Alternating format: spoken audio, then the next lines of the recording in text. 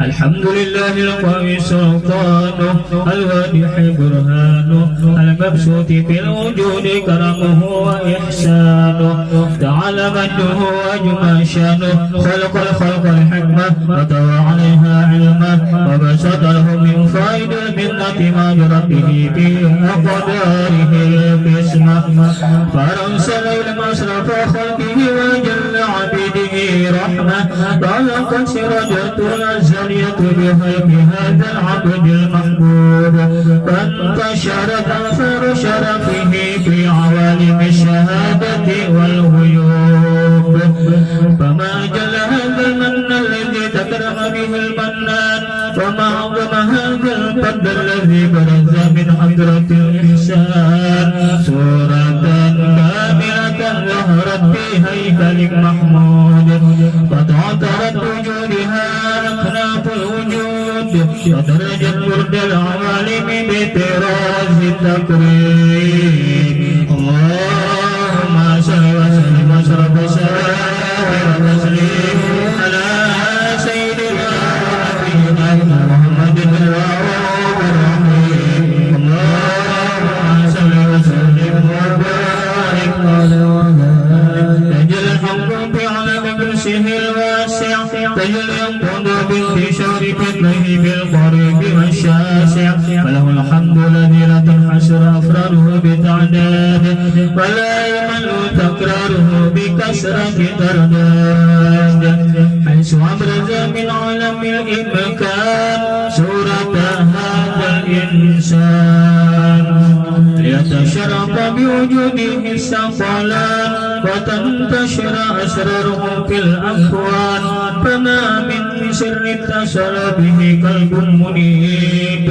إلا من ثواب بفضل الله على هذا الحبيب يا لقلب سروره قد توالى في حبيب عما أنا من والى جل من شرف الوجود بنور ومر الكون بهجته وجمالا وترك بالحسن على مقام وتنا في مجده وتعالى لا حجة العيون بما ازدلت بشرا كاملا يزيح الضلال وهو من فوق علم من قد ربة في سؤونه وكمالا فسبحان الذي أبرز من حضرة الامتنان ما جاز بوصفه اللسان ويهار بالتعقل معانيه الجنان انتشر منه في عالم البطون والظهور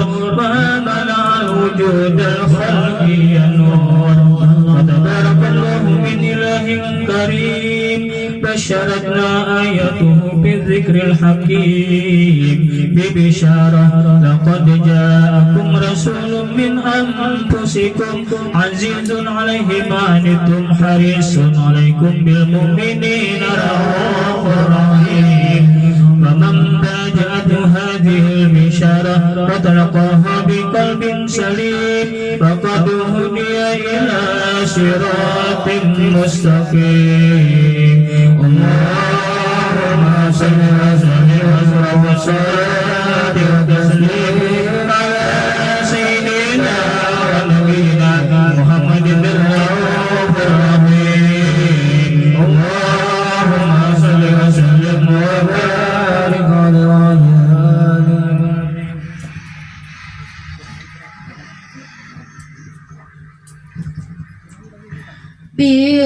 برسول الله والبدوي ورجال من بني العلوي سلكوا في منهج النبوي برسول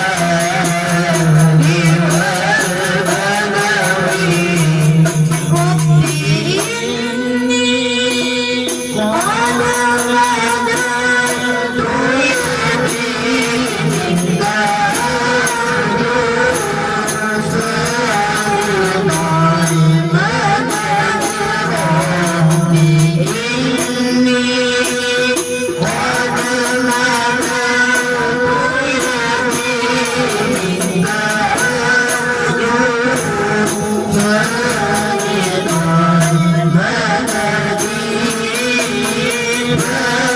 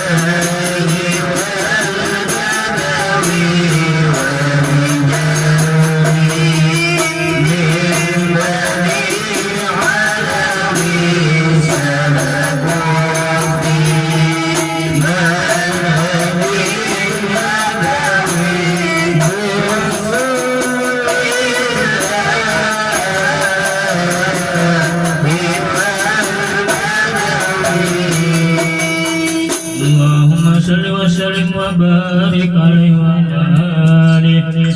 وأشهد أن لا إله إلا الله وحده لا شريك له شهادة تغرب بها اللسان عما تضمنه الجنان من التصديق بها والإذعان. تثبت بها في الصدور من الإيمان قواعد وتلوح على أهل اليقين من سر ذلك الإذعان والتصديق شواهد. وأشهد أن سيدنا ونبينا وحبيبنا ومولانا محمدا العبد الصادق في قوله وفعله والمبلغ عن الله ما أمره بتبليغه لخلقه من فرضه ونفله. عبد أرسله الله للعالمين بشيرا ونذيرا فبلغ الرسالة وأدى الأمانة وهدى الله به من الأمة بشرا كثيرا. فكان في ظلمة الجهل للمستبصرين سراجا وقمرا منيرا. وما أعظمها من منة تكرم الله بها على البشر وما أوسعها من نعمة انتشر سرها في البحر والبر. اللهم صل وسلم أجل الصلوات وأجمعها وأزكى التحية وأوسعها على هذا العبد الذي وفى بحق العبودية وبرز بها في خلعة الكمال وقام بحق الربوبية في مواطن الخدمة لله وأقبل عليه غاية الإقبال. صلاة يتسر بها روح المصلي عليه به صلاة يتسر بها روح المصلي عليه به صلاة يتسر بها روح المصلي عليه به وينبسط بقلبه نور سر تعلقه به وحبه ويكتب بها بعناية الله في حزبه وعلى آله وصحبه الذين ارتقوا شهوة المجد بقربه فتبينوا جلال الشرف الأصلي بأدله وحبه ما أترى الأقوان بنصر ذكراهم نسيم. اللهم صل وسلم أشرف الصلاة والتسليم على سيدنا ونبينا محمد المعروف العليم. اللهم صل وسلم وبارك عليه وعلى ومنذ ولقت في هذه الدرة المكنونة والجوهر المسونة والكون كله يصبح ويمشي في سرور وابتهاج بقرب ظهور أشراق هذا السراج والعيون متشوفة إلى بروز متشوقة إلى بقعة جواهر كنوج. فكل دابة لقريش نطقت بفصيح العبارة مؤنة بكمال البشارة وما من حامل حملت في ذلك العام إلا أتت بحملها بغلام من بركات وسعادة هذا الإمام. ولم تزل الأرض والسماوات متدبخة بإثر الفرح بملاقاة أشرف البريات وبروزه من عالم الخفاء إلى عالم الظهور بعد تنقله بالبطون والظهور. فأظهره الله بالوجود بهجة التكريم وبسط في العالم الكبير مائد التشريف والتعظيم ببروز هذا البشر الكريم. اللهم صل وسلم أشرف الصلاة والتسليم على سيدنا ونبينا محمد المعروف الرحيم. اللهم صل وسلم وبارك عليه وعلى يخير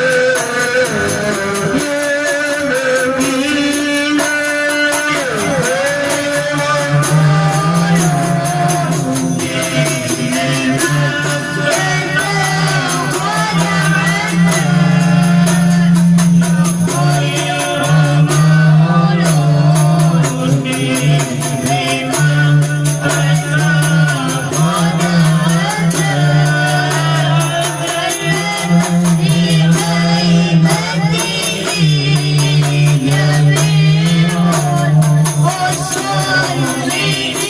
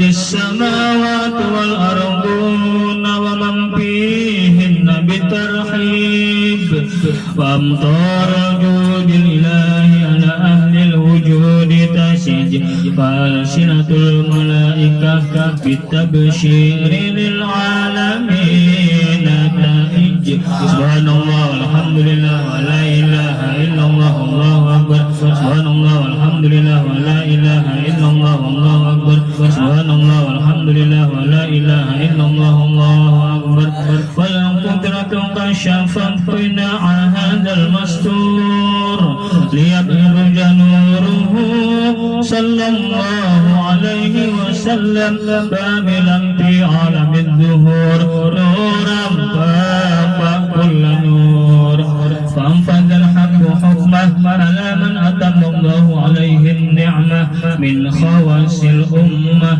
أن يحضر عند وجهه أمة تأنيسا لجنابها المسعود ومشركة لها فيها جسمات الممدود وحضرت في توفيق الله سيدة مريم وسيدة آسيا ومعهما من الحور العين من قسم الله له من الشرف بالقسمة الوافية وأتى الوقت الذي رتب الله على حضوره وجود هذا المولود فانفرق صبح الكمال من النور عن عمود فبرز الحامد المحمود مذعنا لله بالتعظيم والسجود صلى الله على محمد صلى الله عليه وسلم صلى الله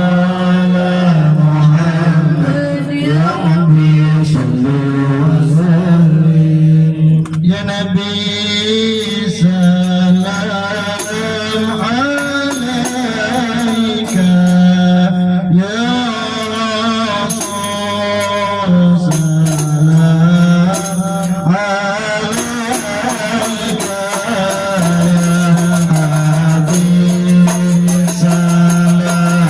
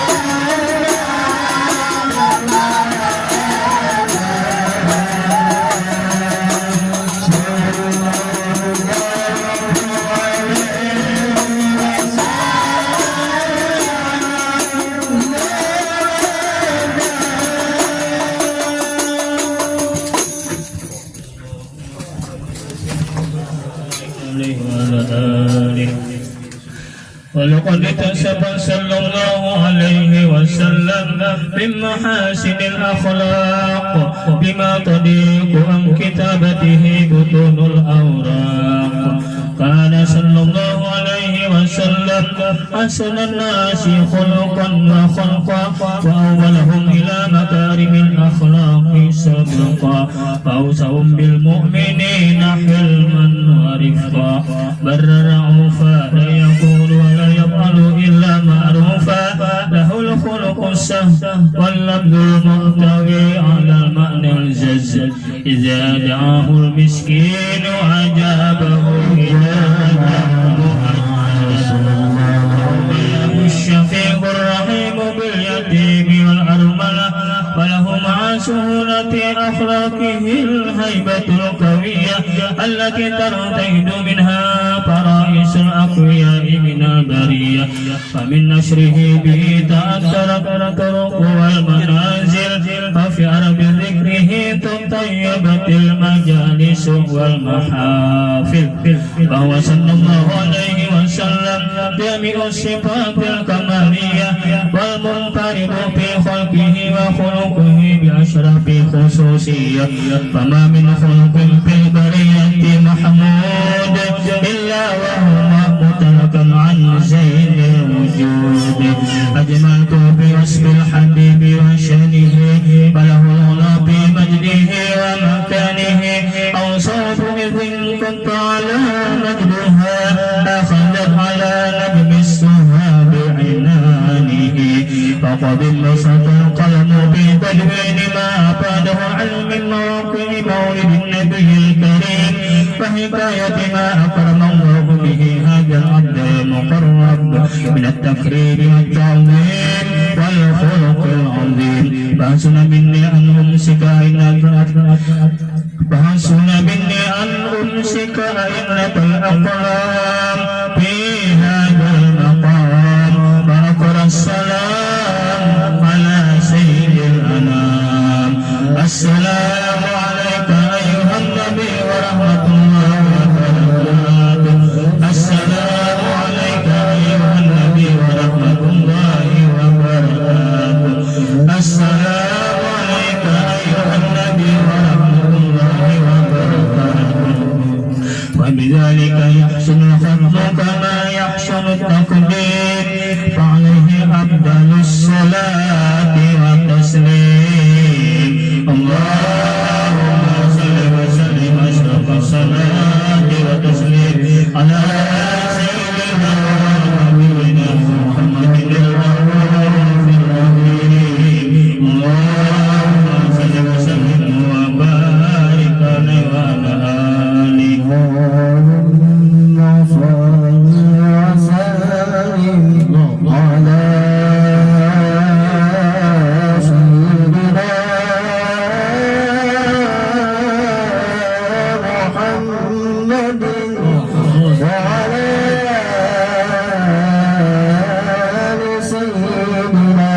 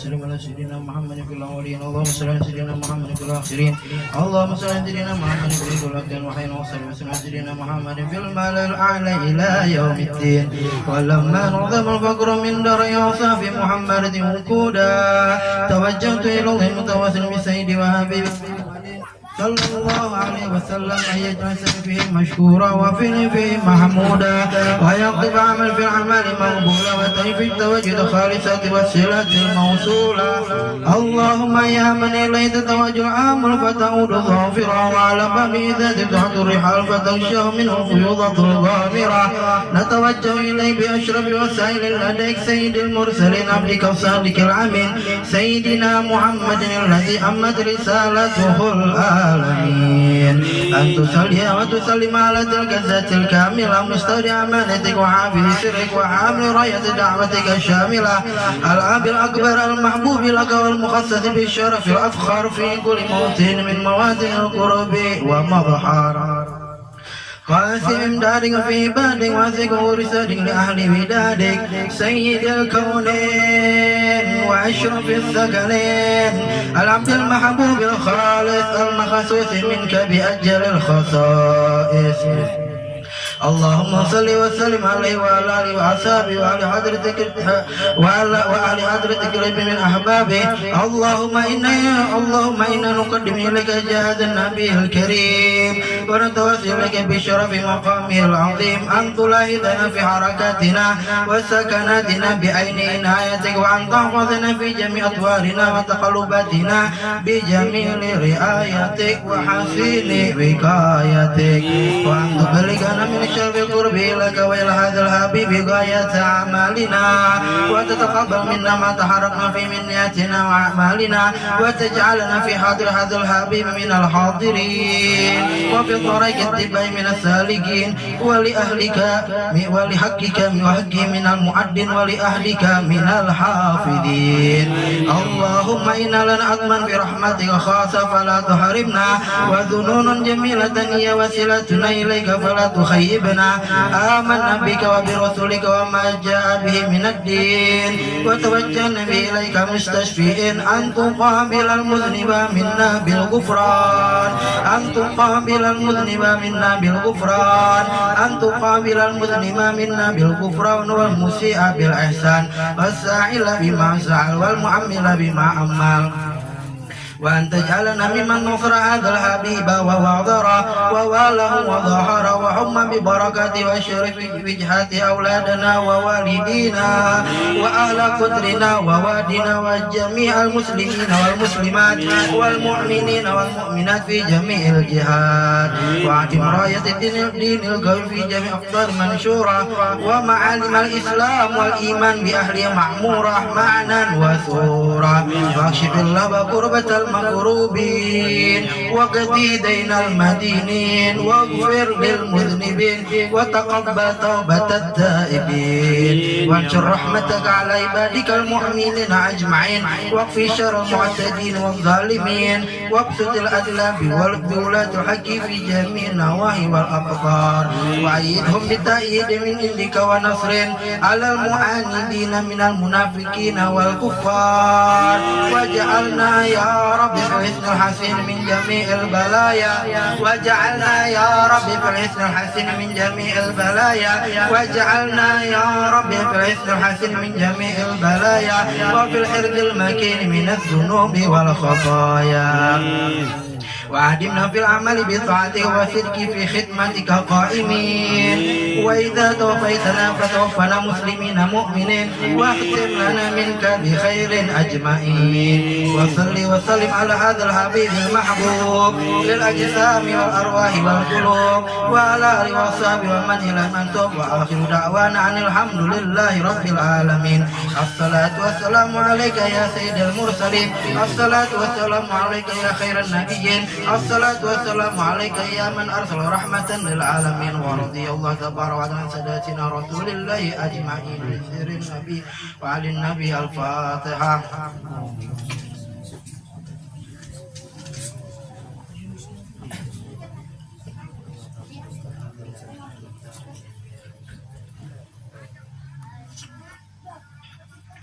بسم الله الرحمن الرحيم. الفاتحة.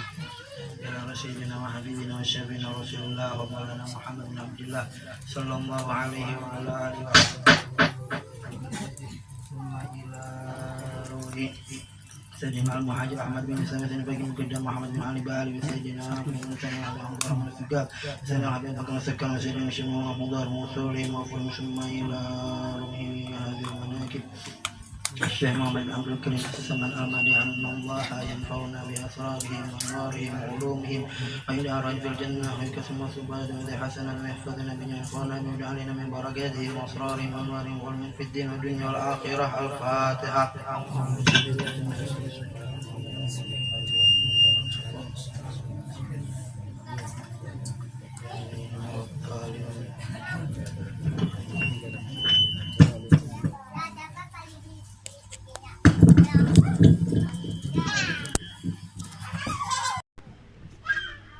Bismillahirrahmanirrahim. Assalamualaikum warahmatullahi wabarakatuh. Alhamdulillah rabbil alamin wa bihi nasta'inu ala umuri dunya waddin. Wassalatu wassalam ala asyrafil anbiya'i wal mursalin sayyidina wa habibina wa syafi'ina wa qudwatina wa maulana Muhammad wa ala alihi wa ashabihi wa dzurriyyatihi wa ahli baitihi wa man tabi'ahum bi ihsan ila yaumiddin.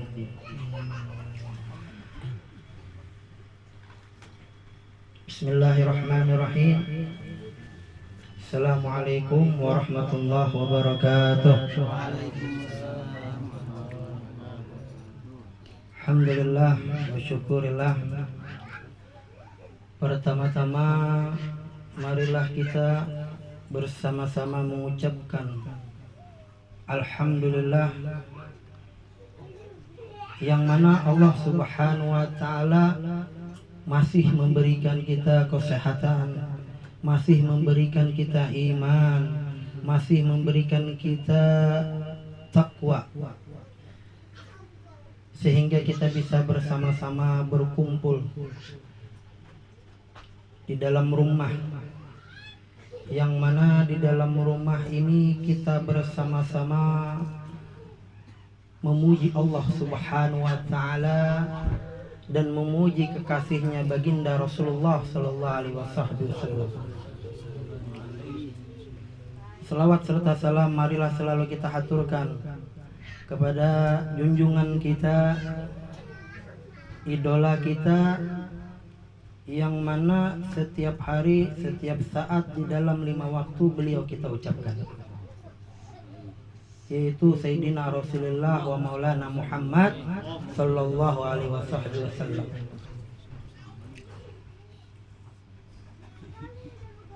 Yang ulun muliakan Sahibul Bait, Bapak Stolani dan sekeluarga, yang telah sama-sama kita berhadir di sini menepati undangan beliau, yaitu mendengarkan sekelumit daripada pembacaan manaqib Tuan Syekh Muhammad Saman bin Abdul Karim As-Saman Al-Madani. Dan kita sama-sama membaca Maulidur Rasul. Setelah itu nanti kita ada tahlil haul, yang mana rangkaian demi rangkaian acara di malam hari ini, semoga Allah Subhanahu wa taala undur alaina, memandang kita dengan pandangan rahmat, dengan pandangan kasih sayang Allah, sehingga Allah tidak memandang ke sisi keburukan kita yang ada di dalam diri kita. Amin ya rabbal.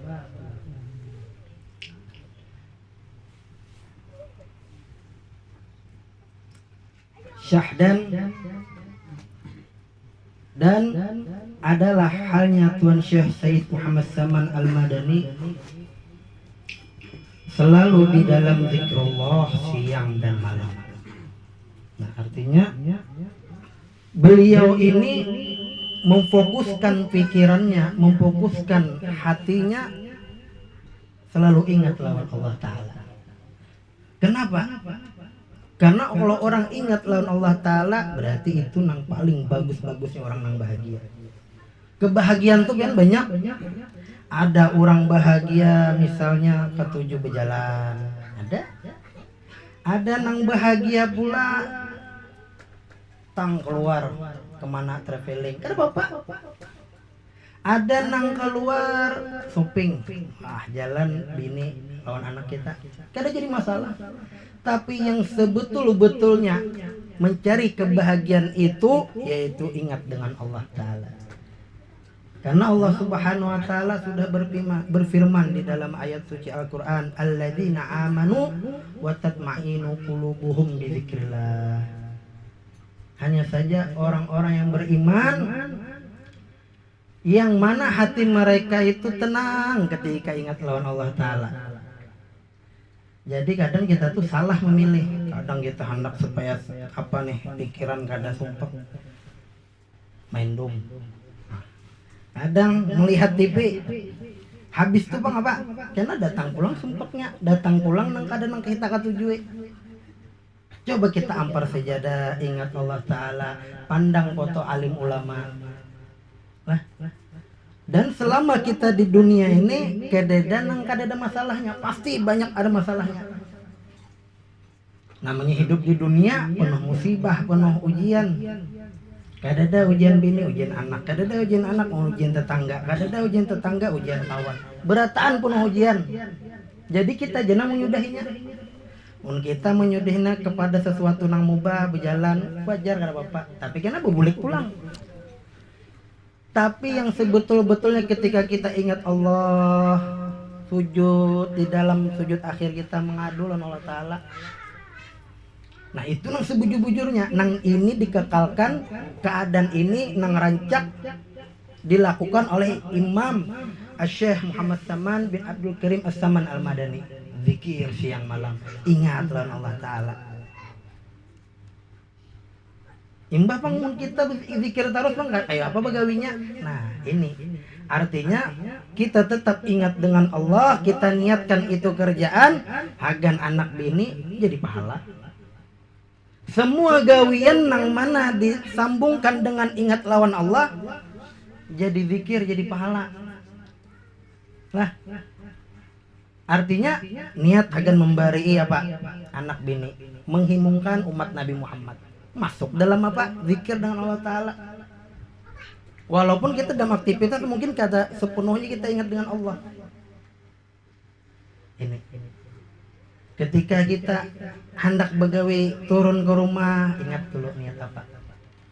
Karena pianlah niatul mukmin khairu min amalih, kata Nabi Muhammad. Niat mukmin itu lebih bagus daripada gawian. Kadang kita bersedekah lah 100.000, kadang ada niat sombong. Apa? Hilang sedekah kita atau berkurang. Tapi kalau niat kalau ada duit bersedekah dapat pahala satu dah. Apalagi ketika dapat gajian bersedekah lagi, nah 2 pahalanya. Jadilah kita sebagai umat Nabi Muhammad tuh paling bagusnya apa? Ingat dengan Allah Subhanahu wa Ta'ala. Seperti majelis di malam hari ini, nah berkumpul kita jauh-jauh datang. Agan apa? Agan membaca maulid Nabi Muhammad Sallallahu Alaihi Wasallam. Diriwayatkan suatu hari Nabi Muhammad SAW pernah bersabda, nanti di hari kiamat, kata Nabi Muhammad, ada sekelompokan orang yang mana sekelompok orang ini para nabi itu bahagia melihat sekelompokan orang ini. Para syuhada, orang-orang soleh ketika melihat kelompokan ini bahagia hatinya. Maka kata sahabat, siapa ya Rasulullah orang yang dibanggakan ketika dilihat oleh para nabi-nabi yang lain?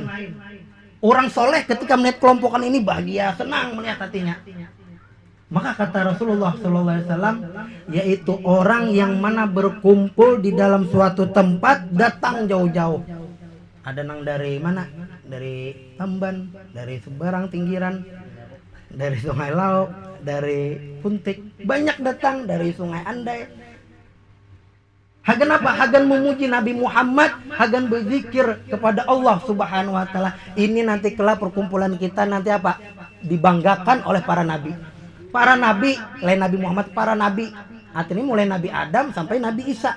Bahagia ketika melihat orang yang seperti kita ini. Mudah-mudahan kita dikumpulkan apa? Orang dijadikan orang yang bisa dibanggakan nanti di hari kiamat. Ayo biar. Di akhir zaman ini gak ada lagi dah gawian. Kecuali satu, cinta dengan orang soleh, hadir majelisnya. Itu aja dah. Lancaknya kayak paham kah, ada kah? Nang didengarkan jauh misalnya, nang didengar misalnya ujung-ujungnya wara. Misalnya si guru tuh menyambat, takwalah kepada Allah, Allahnya aja nang gak dengar.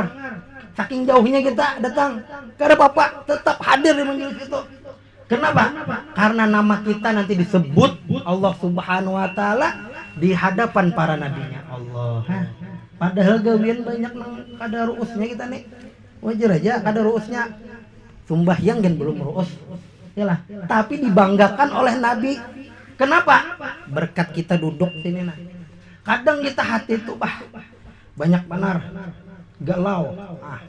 Misalnya lah, ayo gawian, anak, bini, tetangga pulang karena ketujuan seorang. Hadir di majelis ini, niatkan ya Allah, mudahan Allah Ta'ala angkat semua yang menyesak di hati ulun. Insya Allah diangkat, Allah Ta'ala langsung diangkat derita kita, asal yakin.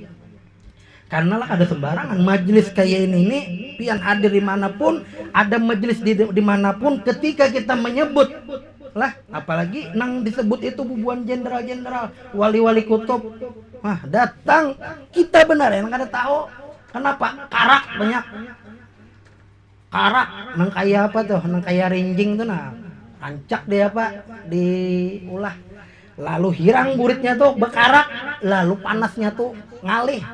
Makanya mun kita hadir majelis taklim, di majelis maulid tuh ngalih, kita khusyuk, ngalih, kita meneteskan air mata. Kenapa? Karak banyak. Jurang tuh pemanasnya lawas saja panas. Mun kada sejam, 2 jam, 3 jam, membaca maulid hanya merasakan mengeluarkan rasa kangen lawan Nabi Muhammad. Kenapa? Karaknya banyak. Arti karaknya banyak. Nah, penyakit hati banyak. Makanya penyakit hati ini dikurangi. Penyakit hati dikurangi. Karena penyakit hati ini nang mulai hijab kita lawan para wali-wali itu. Tapi pian jangan berkecil hati, walaupun kita ada merasakan nikmatnya hadir para alim ulama, para wali-wali kutub datang sini, bahkan Rasulullah SAW datang di sini, walaupun kita ada merasakan, tapi pian husnuzon ya pian. Insya Allah di sini hadir Rasulullah, di sini hadir para wali-wali Allah. Ya Allah kabulkan hajat ulun berkat Rasulullah, berkat wali-wali Allah. Insya Allah pian. Sebuting, jangan mengeluh. Kadang kita mengeluh. Ulun ya sudah nang berapa puluh tahun sudah hadir majelis mana ada kabul hajat. Jangan mengeluh.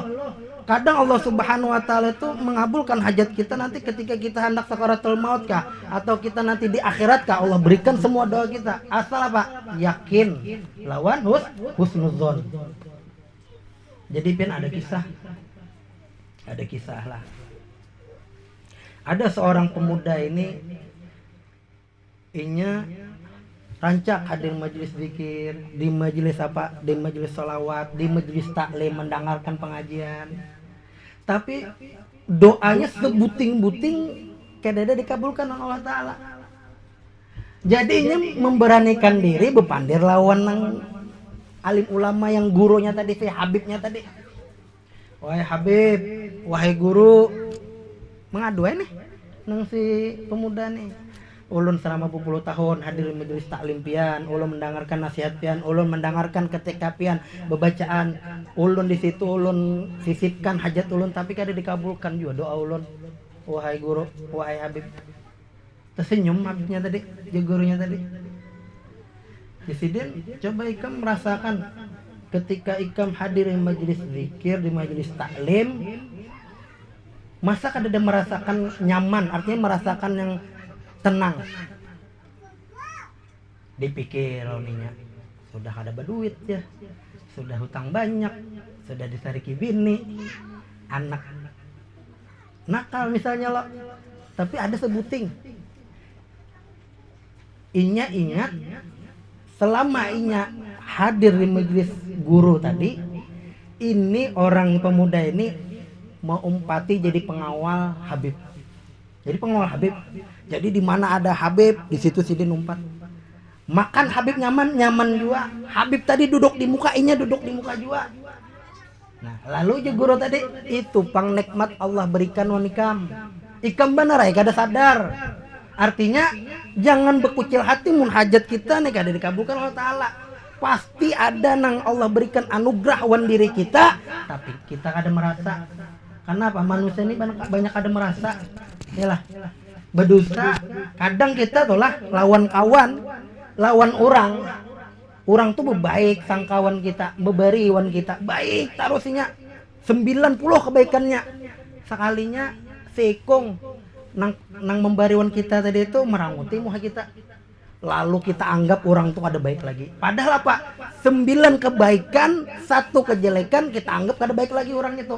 Itu watak manusia deh. Iyalah, sadarkah kita? Sadarlah. Sadar. Berapa banyak kawan kita baik lah, tetangga baik kawan kita. Lah, tapi ketika inya meranguti meranguti wadah kita, mungkin inya banyak masalah. Lalu kita memponisnya, wah aja ada baik orang tuh. Padahal apa? Inya orangnya baik, ketujuh menelaktir kita, ketujuh memberi duit tuan kita, ketujuh memudahkan hajat kita. Pas sekalinya kada maherani kita anggap orang tuh ada baik ya. Nah, itu pang manusia. Tapi beda dengan Allah Subhanahu wa taala, pian mempunyai kejelekan 9 kali. Banyak dosa yang digawi dah. Tapi sebuting ketika malam pian bertobat lawan Allah taala, Allah jadikan pian at-taibun, orang yang diberikan tobat oleh Allah taala. Nah, itu bedanya manusia lawan Allah taala. Yalah. Dan kebiasaan Tuan Syekh Muhammad Saman ini, beliau suka beruzlah, artinya menjauh daripada bercampur dengan manusia dan masuk khalwah dan melazimkan ziarah ke baki. Nah, ini Tuan Syekh Saman ini ketujuh beliau itu beruzlah itu mengasingkan diri, ada tapi anak bekawan. Jadi mun pian toh melihat ada kawan bekawan terus lawan pian, mbah itu ada seminggu kada keluar ke rumahnya atau sebulan, jangan kita anggap inya tuh kada mengawani kita, jangan. Mungkin husnuzon inya di dalam rumahnya tuh berkhalwat kah, apa artinya apa, menenangkan diri kah, zikir dengan Allah taala kah, itu jangan husnuzon kita nih lah. Karena kata Nabi Muhammad, tidak ada kebaikan daripada kebaikan itu, kebaikan di atas kebaikan, yaitu ada 2, yaitu husnuzon billah, baik sangka dengan Allah taala, wa husnuzon bi ibadillah. 2 kebaikan, nang mana kebaikan ini kada ada lagi nang peningginya dah. Artinya pertama apa? Husnuzon, sangka baik dengan Allah taala. Sangka baik terus dengan Allah taala. Makanya lah para wali Allah tuh nah bersangka baiknya luar biasa. Diceritakan pian suah ada maling hendak memalingi kebun kurma, yang mana kebun kurma ini dipunyai oleh Habib yang ada di Hadramaut. Pas maling ini asik-asik mah menjumput kurma lah, sekalinya datang Habib nih. Mun perasaan kita kayak apa yo? Kita bahuma sekalinya ada nang sudah hendak panen huma apa nih? Pahuman kita ada sudah nang baduhulu nah mau manen. Mun kita kayak apa hati? Wah, sangka bekuciak mulai kejauhan. Ya kah? Pokoknya senyaring-nyaringnya bekuciak. Weh maling ya. Jangan diambil langgit kok, itu mun kita. Tapi mun Habib tadi kada. Langsung pas ketika si maling tadi melihat Habib nih, lalu ya Habib berdiam. Kada apa-apa. Aku nang menjaga kebun kurma ini, ambil sebanyak-banyaknya aja Habib tadi. Bahkan Habibnya tadi nang ambil nang kurmanya nang masak-masak, harga nang si maling tadi. Yo. Ayo pian husnuzonnya nih. Baik sangkanya nih Habib ini kepada si maling itu. Mun kita ya Allah lah, daur sandal hilang gen daur dah. Jauh kita nih daripada nang keadaan para alim ulama, jauh daripada sifat-sifat wali itu jauh. Ini apa pian, bayangkan kebun kurma diambil tunggal butingan nang si maling. Habis itu Habibnya pulang mengambilakan pulang mengawani si maling tadi nah dibasuhkan ke dalam karung. Haga napa supaya banyak. Kayak apa? Hati orang wali ini, orang yang soleh ini kayak apa? Disakiti tapi seakan-akan terhibur. Mun kita apa? Ya Allah, digembirakan pun kita kadang disakiti.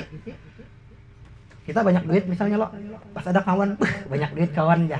Wah, aku sedikit aja duit ya. Padahal kawan menyambat itu doa. Bah banyak duit kawannya itu doa, artinya amin diamin aja. Mun kita ada, mun kita banyak duit, bah banyak kawannya duit ya. Wah, mana dikit aja. Wah, itu beda wan kita. Kita dipuji seakan-akan dihina. Amun dihina, maginnya kita kayak dijajak. Nah, itu bedanya para alim ulama. Nah, mun kita tuh ya Allah lah. Mun kita tuh dibandingkan dengan sifat-sifat orang yang waliya sholihin jauh. Hanya di akhir zaman ini kata para habaib dua aja gawian kita nih. Jangan sampai kita tinggalkan dua aja. Hadir di majelis taklim dimanapun pian ada majelis taklim datangi. Yang kedua husnudzon, baik sangka lawan manusia. Itu aja gawian kita. Mun kita mau umpati sifatnya orang wali tadi lah. Kita tuh melihat di muka orang nih sandal bagus hanya nukar raya. Ada maling ambil. Bah, bakuciak kita sudah mulai dalam rumah. Nyata dah. Kadada bang, ambil aja sandalku ambil ha. Bariakan ada jauh sifat. Artinya paling kada kita hadir di akhir zaman lagi, hadir di majelis taklim dan husnudzon kepada hamba Allah, husnudzon kepada Allah Subhanahu wa taala. Setelah itu hati ini kena tenang. Walaupun maling, nyata-nyatanya maling, atau kita nyata-nyata tuh kawan yang bobot nang ada baik, tetap kita ulah baik dirinya. Oh mungkinnya khilaf, oh mungkin inya kada sengaja, oh mungkin inya kada ingat. Hah? Barang alasan yang penting jangan sampai kita mulah hati kita tuh suudzon. Mun kita suudzon bang apa? Bah, ya mulah bakuridak. Amun bakuridak hati ketika hadir majelis taklim, hadir di majelis maulid, hadir di majelis ilmu, kada dapat rasa nih. Makanya kita tuh hidup tuh perlu rasa. Kata Guru Zuhdi almarhum Allah yarhamah, Pak, perlu kita tuh isi rasa. Yalah. Kita tuh harus punya rasa. Walaupun kita tuh Allah Ta'ala memberikan musibah, tapi rasa di dalam hati ini seakan-akan Allah berikan musibah itu anugerah kita. Contoh lah, kita gawian sandat ya loh, misalnya bujur, atau kita ada berrezeki husnudzon di dalam hati. Oh mungkin Allah Ta'ala menyuruh kita nih berkurang-kurang nungkar, misalnya makan ayam terus 6 hari, berarti hari ini Allah Ta'ala menyuruh kita makan iwak karing. Nah husnudzon non Allah Ta'ala. Mun husnudzon nama apa? Maka samratuhu, buahnya apa? Akan menghasilkan halwatul iman, kemanisan di dalam iman. Makanya pian melihat para aulia, para alim ulama tuh, ya Allah, biar kada berduit, pada berduit. Hah? Kenapa ya? Kenapa? Karena kita tuh alim ulama, para wali-wali itu yakin selama masih hidup berarti masih ada rezeki. Mun kita sudah hari ini kada dapat duit, hari ini bahayam sudah dimamai lawan bini. Yalah. Padahal mungkin Allah Ta'ala memberikan wah ini kada berduit, esok Allah Ta'ala memberikan yang lebih banyak. Yang penting kita husnudzon kepada Allah Subhanahu wa Ta'ala. Dan adalah halnya Tuan Syekh Said Muhammad Saman Al-Madani pada ketika bidayahnya, yakni pada permulaan beliau menjalin akan jalan thariqah dan hakikat, beliau memakai pakaian yang indah-indah. Kemudian datanglah Tuan Syekh Sayyid Abdul Qadir Al-Jailani, Sultanul Auliya Syekh Abdul Qadir Al-Jailani, membawa baju jubah putih. Artinya apa? Ketika Syekh Saman ini sudah mempunyai thariqah, artinya beliau ini mempunyai thariqah as-samaniyah, yang mana tersebar sudah di dunia ini, thariqah as-samaniyah. Dan beliau sampai kepada Allah Subhanahu wa Ta'ala melewati zikir-zikir manafil yang menyampaikan hati beliau kepada Allah. Makanya ketika kita berzikir kadang kita istighraq, masbuk. Artinya apa? Tiada lagi yang ada di dunia kecuali Allah. Mun kita merasakan itu, artinya biar ditimpas orang kan gak merasa. Kenapa? Hati sudah sampai kepada Allah Subhanahu wa Ta'ala. Diceritakan terakhir, ada Al-Habib Beliau bangsa Al-Attas lah. Beliau ini mempunyai tumor yang ada di belakang beliau. Dia Pak, di pundak. Hendak dioperasi. Beliau kada pernah dioperasi, betakun lawan dokter. Pak dokter, kalau saya dioperasi bagaimana keadaan saya? Apakah saya tidur atau saya terjaga atau bagaimana? Lalu dokter memberikan, antum ya Habib akan tertidur sejenak karena kami bius, supaya pian kada merasa sakitnya kami belah itu tumor sampean. Lalu ya Habib tadi mengatakan, kalau begitu aku tidak ridho wahai dokter. Kalau aku sedetik aja kada ingat lawan Allah Ta'ala, itu musibah besar bagiku. Aku ada hendak, kalau aku sampai dibius, aku kada sadar lagi sampai aku terputus hubunganku dengan Allah Subhanahu Wa Ta'ala. Aku tidak reda. Berdiam Habib nih. Lalu datang si anak Habib nih, bepadah lawan dokter. Kayak ini aja. Wahai Pak Dokter, Abah itu ketika berzikir kepada Allah, mengucapkan la ilaha illallah, beliau itu sudah hilang perasa. Artinya merasa dirinya kada ada lagi dah.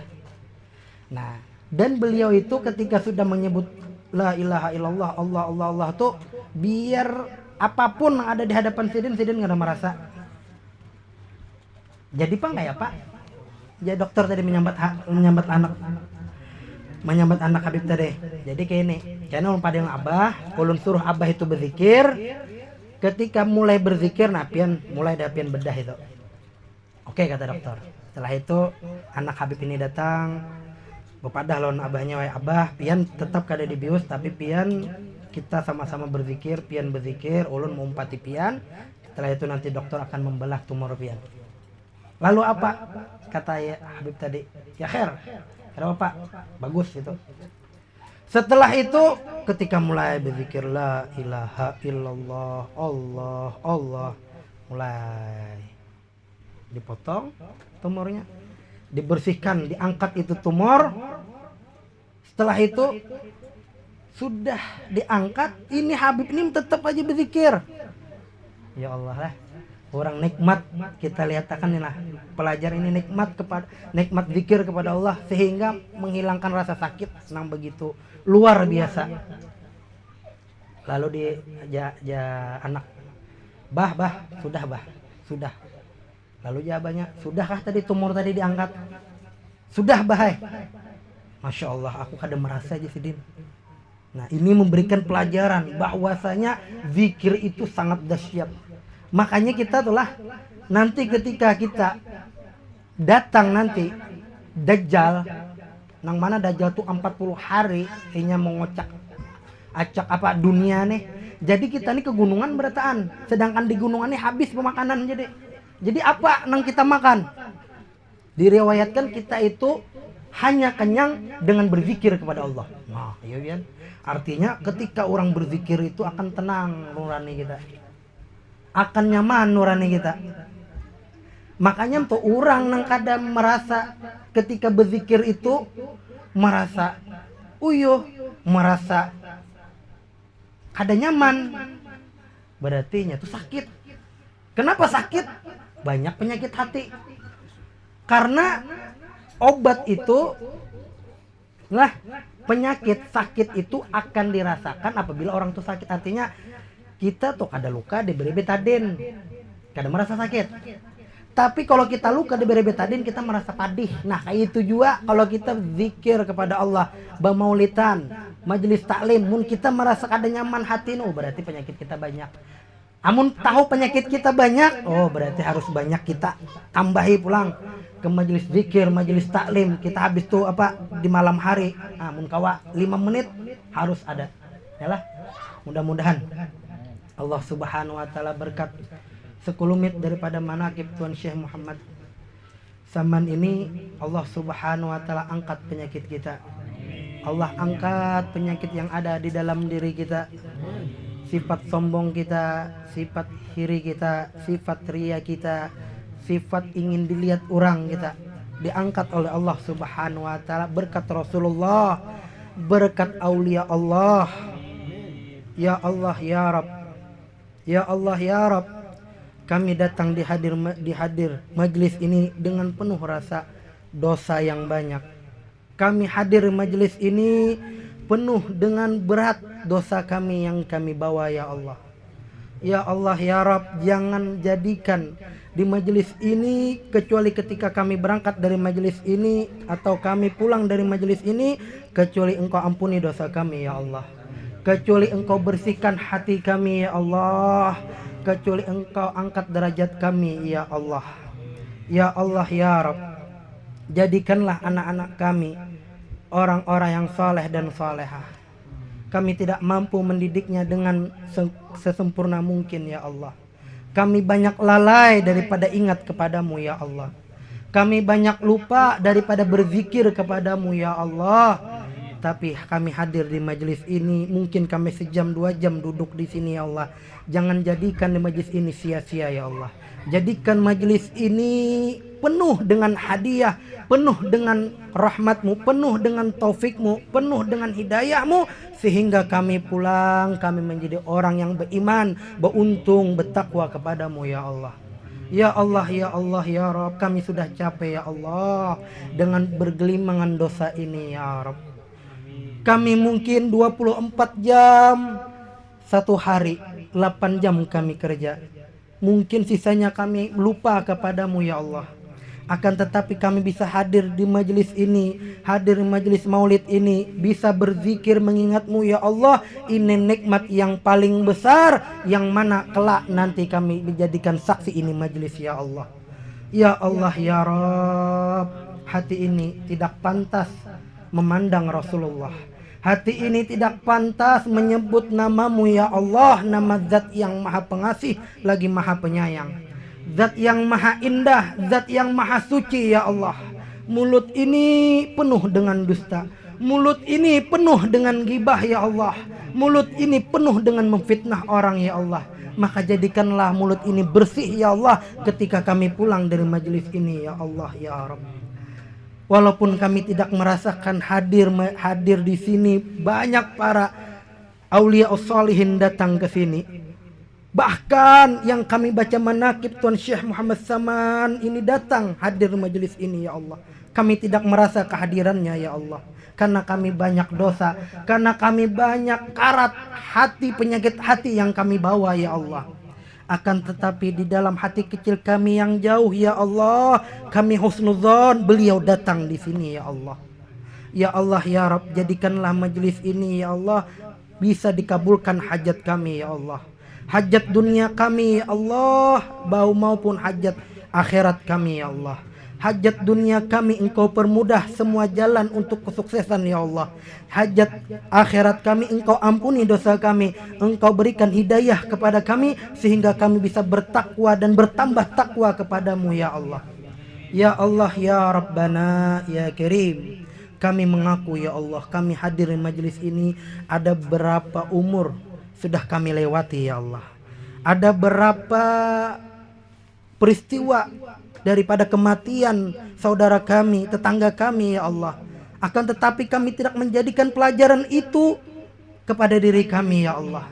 Kami merasa ya Allah betapa banyak nikmat yang Engkau berikan kepada kami ya Allah. Kami melihat di sekitar kami, saudara kami, tetangga kami meninggal di hadapan kami.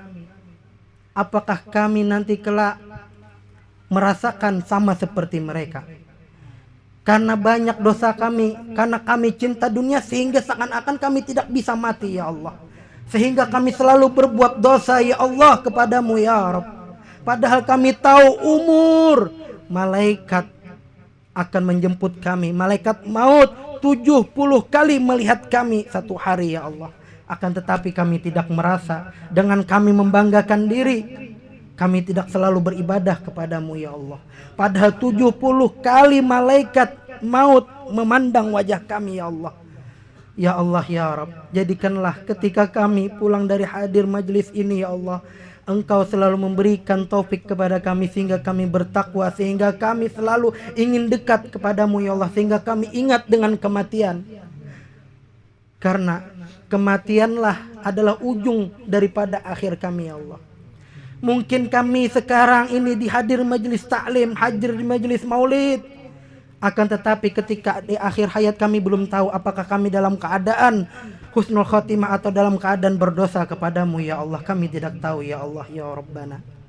Kami memohon, memuja ya Allah kepadamu, mengangkat tangan di hadapanmu ya Allah, menyebut nama ya Allah, ya Allah, ya Allah. Jadikanlah kami husnul khatimah ketika kami meninggal ya Allah. Jadikanlah orang tua kami yang kami hauli ya Allah bangga kepada kami. Hanya ini yang kami bisa ya Allah. Orang tua kami jadikanlah mereka kuburannya menjadi taman-taman surga. Jadikanlah kuburannya seluas mata memandang. Jadikanlah orang tua kami bergembira melihat kami hadir di majelis taklim, hadir di majelis maulid, hadir di majelis zikir ya Allah. Karena inilah yang kami bisa kami lakukan. Ilmu kami sedikit, kepengetahuan kami sedikit ya Allah. Akan tetapi kami ya Allah, jadikanlah kami ya Allah jadi orang ahli majelis ya Allah. Amin, amin, amin ya Rabbal Alamin. Jadikanlah orang tua kami yang masih hidup diberikan umur yang panjang, diberikan rezeki yang halal, yang barakah. Jadikanlah umur mereka umur yang barakah ya Allah. Jadikanlah kami anak yang berbakti kepada orang tua kami ya Allah, ya Allah, ya Allah, ya Rabbana. Wabillahi taufiq wal hidayah. Assalamualaikum warahmatullahi wabarakatuh. Bismillahirrahmanirrahim. Qul huwallahu ahad, Allahu samad, lam yalid wa lam yulad wa lam yakul lahu. Bismillahirrahmanirrahim. Qul huwallahu ahad wa lam yakul lahu kufuwan ahad. Bismillahirrahmanirrahim. Qul huwallahu ahad, Allahu samad, lam yalid wa lam yulad. Bismillahirrahmanirrahim. Qul a'udzu birabbil falaq min syarri ma khalaq min syarri ghasikin amin syarri nafasati fil 'uqad min syarri hasidin idza hasad. Bismillahirrahmanirrahim. Qul a'udzu birabbin nas malikin nas ilahin nas min syarri waswasil khannas sudurin nas minal jinnati wan nas. Abdul maqutana wan nabiyuna min qabli. La ilaha illallah, la ilaha illallah, la ilaha illallah, la ilaha illallah, la ilaha illallah, la ilaha illallah, la ilaha illallah, la ilaha illallah, la ilaha illallah, la ilaha illallah, la ilaha illallah, la ilaha illallah, la ilaha illallah,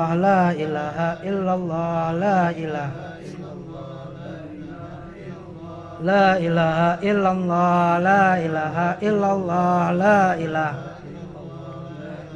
La ilaha illallah, la ilaha illallah,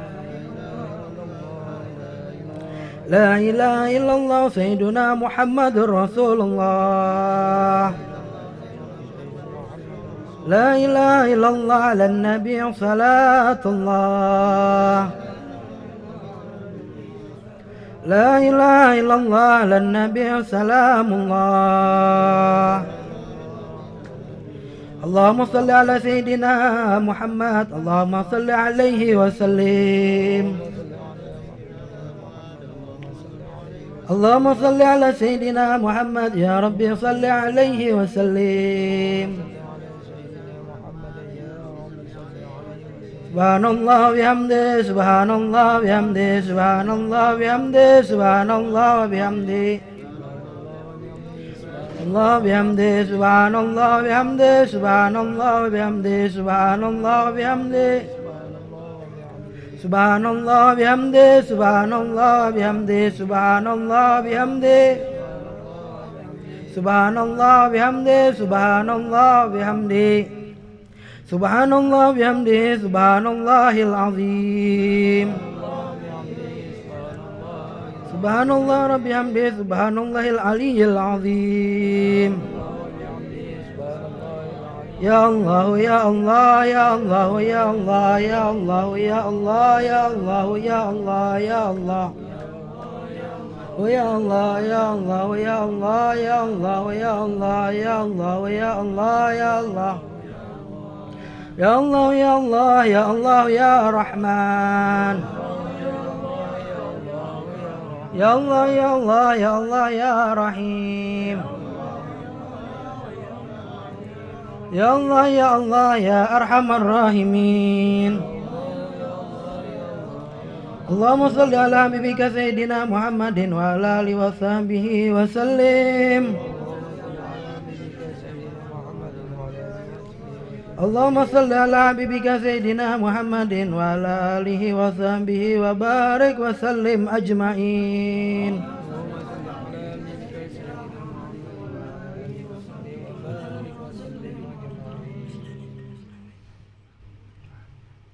Al-Fatihah.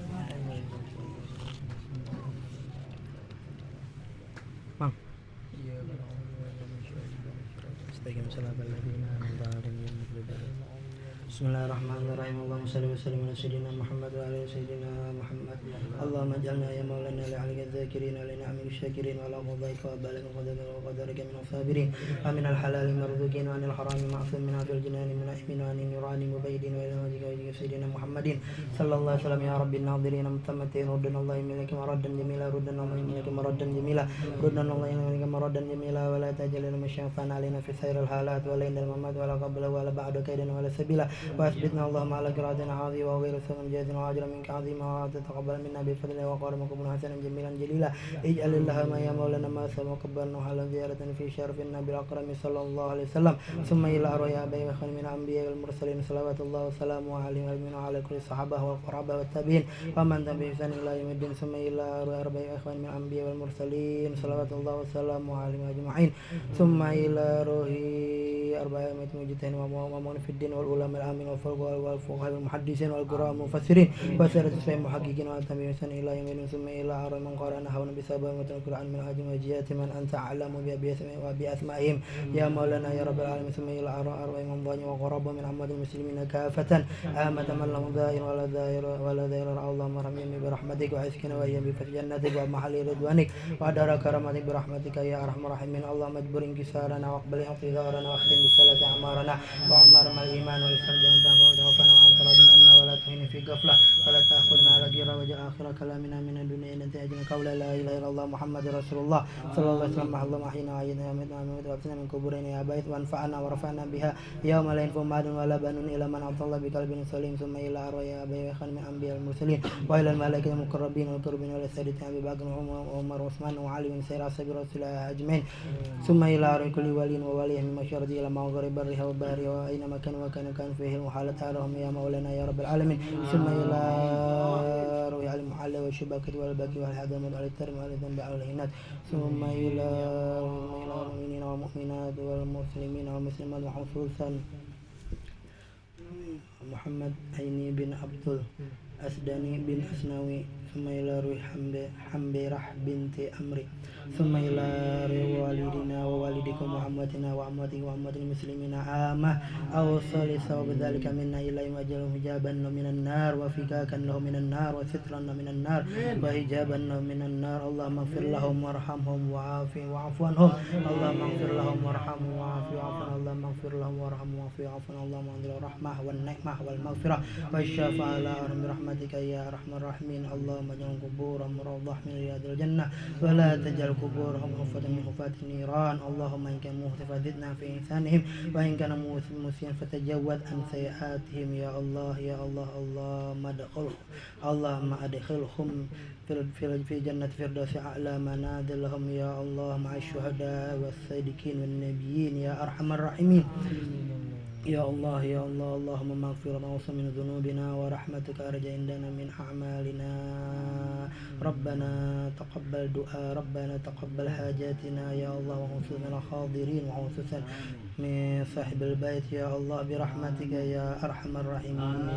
يا مولانا يا مجيب يا حاضرا لا يغيب توسلنا إليك بالحبيب صلى الله عليه وسلم تقضي حاجاتنا وحاجات الحاضرين وخصوصا حاجات صاحب البيت يا الله آجلا غير آجل برحمتك يا أرحم الراحمين ربنا تقبل منا إنك أنت السميع العليم وتب علينا إنك أنت التواب الرحيم ربنا آتنا في الدنيا حسنة وفي الآخرة حسنة وقنا عذاب النار صلى الله على سيدنا محمد وعلى آله وصحبه وسلم والحمد لله رب العالمين يا ربي بالمصطفى بلغ مقاصدنا واغفر لنا يا واسع الكرم يا ربي بالمصطفى بلغ مقاصدنا واغفر لنا ما مضى يا واسع الكرم يا ربي بالمصطفى بلغ مقاصدنا واغفر لنا ما مضى يا واسع